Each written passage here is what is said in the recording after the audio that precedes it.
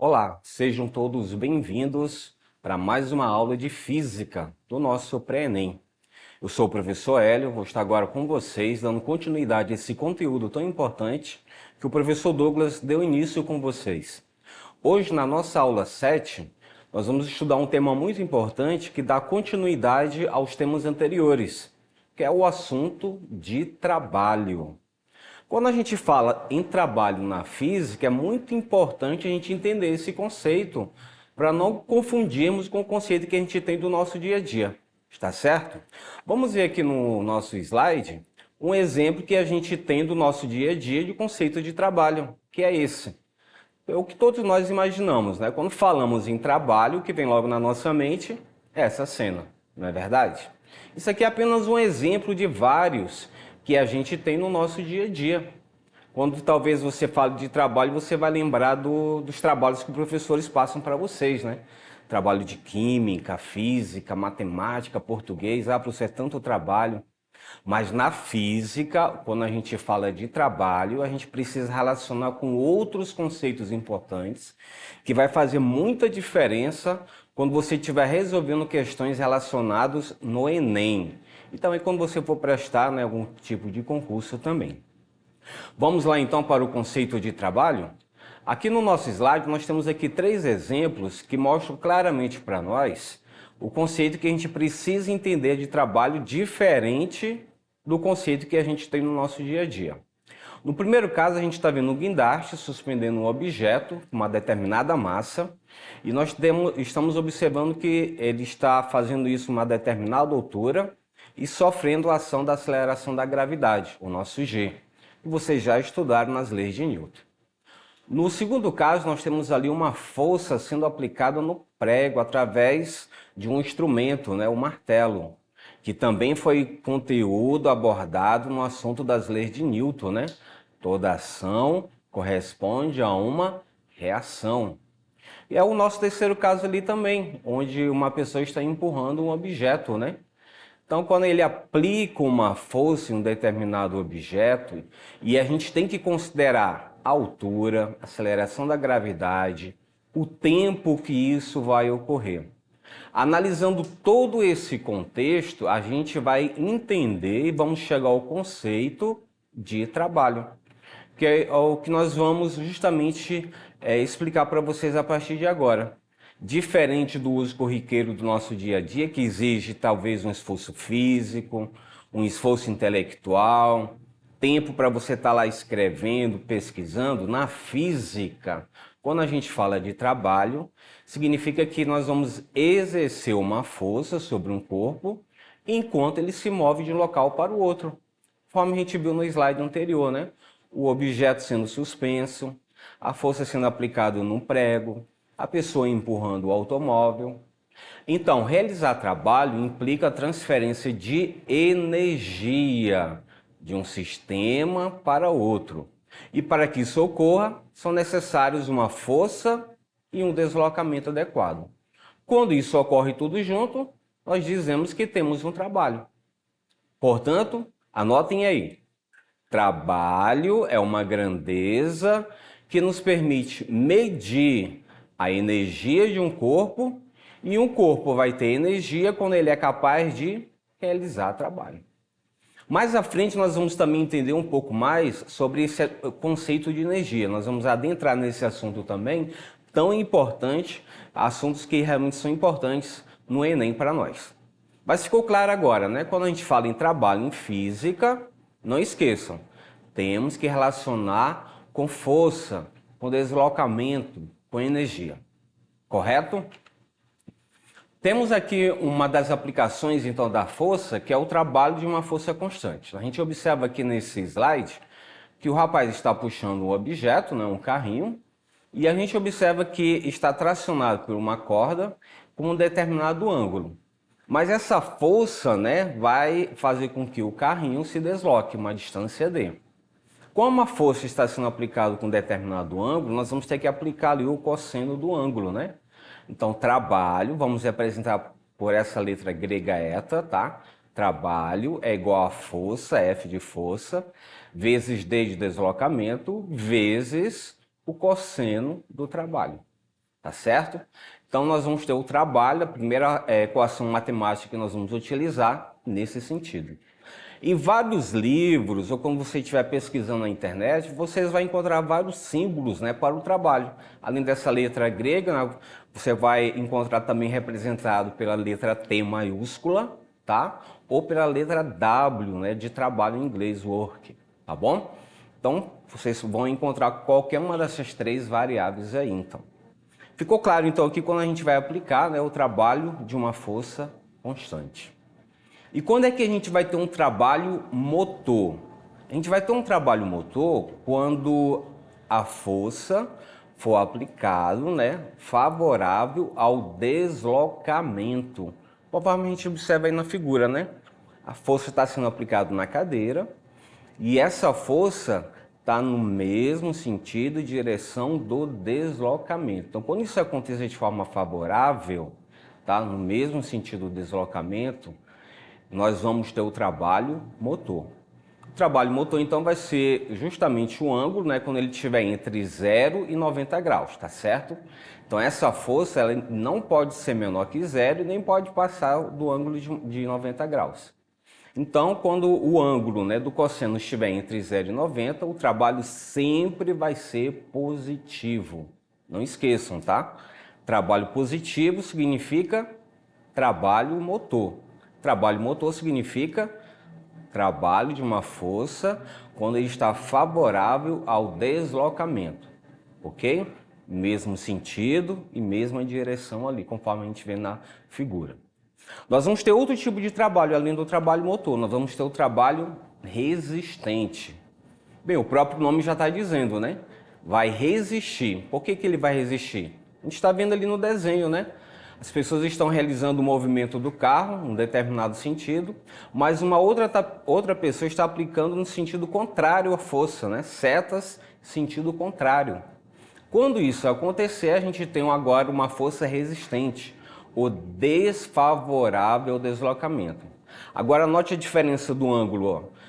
O ângulo vai estar entre 90 e 180 graus. Por isso que o trabalho vai ser resistente. Porque quando a gente encontrar o cosseno, né, desse ângulo, ele sempre vai dar negativo. Então o trabalho vai ser menor que zero. Resumindo, trabalho positivo vocês vão chamar de trabalho motor. Trabalho negativo vocês vão chamar de trabalho resistente, que está desfavorável, né, ao deslocamento. Ok, pessoal, até aqui? Então, um conceito simples, né, de trabalho que a gente viu até agora no momento, né? Nós vimos o conceito correto de trabalho, diferente do nosso dia a dia que nós temos. E vimos também que existem dois tipos de trabalho, né? O motor e o resistente. O trabalho positivo e o trabalho negativo. Ok? Dando continuidade, então, nós vamos ver agora as equações que nós vamos aplicar, além daquela primeira que nós já demonstramos. No primeiro caso, quando a gente tiver a força e o deslocamento na mesma direção e mesmo sentido, então nós já sabemos que o trabalho é positivo, é trabalho motor. E como vimos, então, se o ângulo for de 0 graus, então a gente sabe que cosseno de 0 é 1. Então a gente resume a fórmula daquela maneira. Trabalho é igual a força vezes deslocamento. Certo? Essa é a equação geral do trabalho que nós vamos aplicar. Trabalho igual a força vezes deslocamento. Porque na maioria dos casos, das questões que o Enem cobra para a gente resolver, ele coloca o cosseno ou de 0, tá certo? Ou cosseno de 180. Cosseno de 180 vai ser menos 1. E cosseno de 0 grau é 1. Tá certo?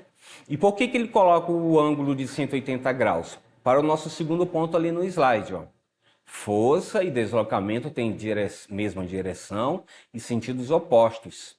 Como ele vai ter sentidos opostos, cosseno de 180 graus, mais uma vez lembrando, é menos 1. Aí nós vamos ter o trabalho negativo, ó. Trabalho é igual a menos F vezes D. Por que menos F, professor? Porque cosseno de 180 é menos 1. Então ele já fez ali a multiplicação do jogo de sinal e já colocou ali a força resistente. Correto? Então assim a gente consegue entender um pouco quando vai acontecer o trabalho motor e quando vai acontecer o trabalho resistente, né? O resultado deu positivo, lógico que é trabalho motor. Resultado deu negativo, é lógico que o trabalho é resistente. Mas se a força e o deslocamento forem perpendiculares, formar um ângulo agora entre eles de 90 graus. Bem, agora é fácil, né? Porque cosseno de 90 graus vale quanto? Zero. Isso mesmo, vocês lembraram bem. Assim o trabalho vai ser zero também, né? Vai ser nulo. Então o trabalho, tá certo, vai ser zero quando a força e o deslocamento forem perpendiculares entre si. Formar um ângulo de 90 graus entre eles. Correto, pessoal, até aqui? Então esse é o conceito bem simples para a gente poder entender a primeira questão, né, o primeiro conceito de trabalho. Um segundo ponto que a gente precisa entender, trabalho da força-peso. Agora é diferente. Note que ali na figura nós temos uma pessoa descendo a escada, né, e está fazendo trajetórias diferentes. Mas a altura não vai variar, independente que ele faça ali caminhos diferentes, zigue-zague, subindo ali a escada, a altura continua a mesma, permanece. Então, independente da trajetória, o trabalho da força-peso sempre vai assumir aquela equação ali. Peso vezes altura. E vocês lembram que quando vocês estudaram as leis de Newton, como é que a gente calcula o peso, não lembram? Peso é igual a massa vezes o G, a aceleração da gravidade, tá certo? Então aquela bolinha, tanto faz aquela bolinha sair do ponto A, descer pela reta número 1, descer pela reta número 2 ou descer pela reta número 3 fazendo uma curva, o trabalho vai ser o mesmo. Não esqueçam, a trajetória não influi no trabalho, nesse caso aí da força-peso, certo? O trabalho da força-peso só vai depender da altura para nós. E o último trabalho que nós vamos considerar é o trabalho da força elástica, né? A gente está vendo ali um exemplo bem claro, né? De uma caixa que está sendo acoplada ali numa mola e essa mola vai ser esticada e depois vai ser comprimida. Quando isso acontecer, aplicando lá também as leis de Newton, que nós vimos a lei de Hooke, né? Força elástica igual a K vezes X, nós vamos aplicar o trabalho, né? Então, o trabalho, de acordo com o gráfico, vai ser justamente a constante da mola vezes a deformação que essa mola vai sofrer, que nós vamos chamar de X, tá certo? Então, nós vamos ter o X ali na reta do Y e na reta do X ali, Kx vezes X, que nós vamos ter a nossa equação, Kx ao quadrado dividido para 2. Essa é a equação que nós vamos aplicar para o trabalho da força elástica, tá certo? Também numa mola. Vamos aqui para as questões então, para a gente poder entender um pouco esse conceito, essa teoria, essa revisão que nós fizemos desse assunto. Vamos ver aqui uma primeira questão então. Uma mola sofre uma deformação de 40 centímetros. Sabendo-se que sua constante elástica é de 15 Newton por metro, qual é o trabalho acumulado na mola?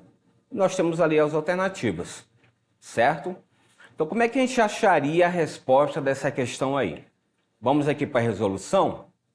Pegando então a equação do trabalho, que é igual a K vezes X ao quadrado dividido para 2, nós temos alguns dados importantes que ele nos forneceu. Por exemplo, ele deu o valor do K. Quanto é que vale o K?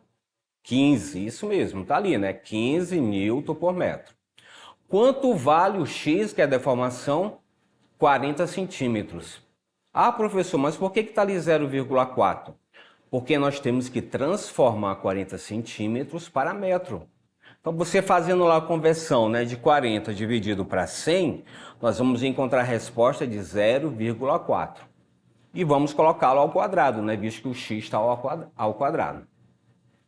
Então, 0,4 ao quadrado, nós chegamos a 0,16. E 15 vezes 0,16 dividido para 2, nós vamos ter a seguinte resposta então, né?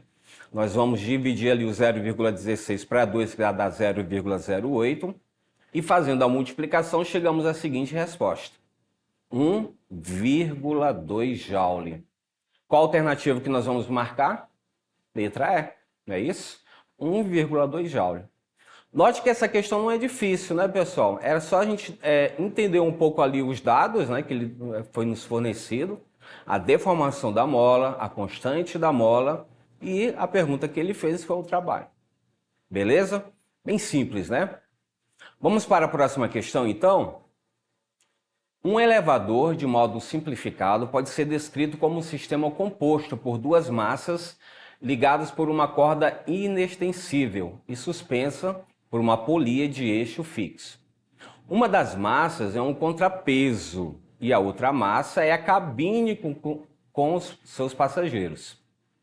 Considerando uma situação em que a cabine executa uma viagem de subida, é correto afirmar que, letra A, o trabalho realizado pela força-peso é negativo sobre a cabine e positivo sobre o contrapeso.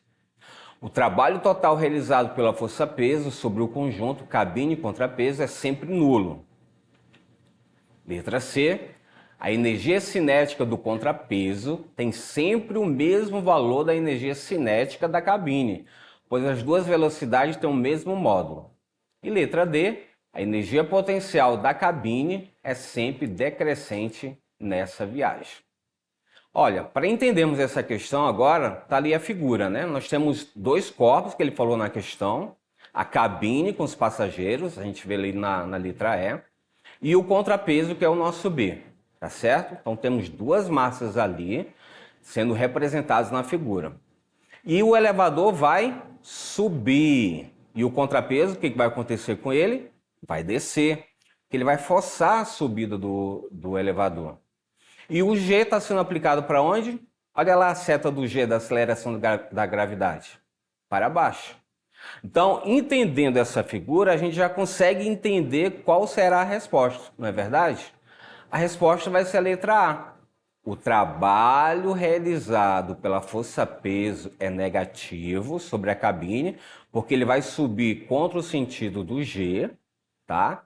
E ele vai ser positivo no contrapeso, porque o contrapeso vai estar no mesmo sentido do G. Então agora ficou fácil, né? Lembra das setas que nós falamos no início? Setas no mesmo sentido positivo, trabalho motor. Seta sentido contrário, trabalho resistente, trabalho negativo. Então a gente está vendo os dois conceitos ao mesmo tempo no elevador, sendo aplicado na cabine e sendo aplicado no contrapeso. Uma ótima questão para a gente entender e que justamente no Enem se cobra muito, né? Se cobra o conceito para a gente aplicar no dia a dia. Então é bom entendermos os conceitos de física nesse sentido e relacionar sempre com o nosso dia a dia. Porque é isso que o Enem vai fazendo, ele vai relacionar o que a gente aprende, né, nos livros, na sala de aula, nos conceitos que nós temos de física. Como é que a gente pode relacionar isso para resolver um problema do dia a dia, ou entender uma situação, um fenômeno que acontece então? Correto? Pessoal, quero agradecer desde já então a atenção de todos, né, nessa nossa aula. Lembrando para vocês acessarem os nossos sites que estão disponíveis para vocês, onde vocês vão ter toda essa revisão desse conteúdo e vocês vão poder rever novamente essa aula, pausar, né, entender mais e procurar realmente fazer uma ótima revisão para o Enem. Obrigado então desde já e até a nossa próxima aula.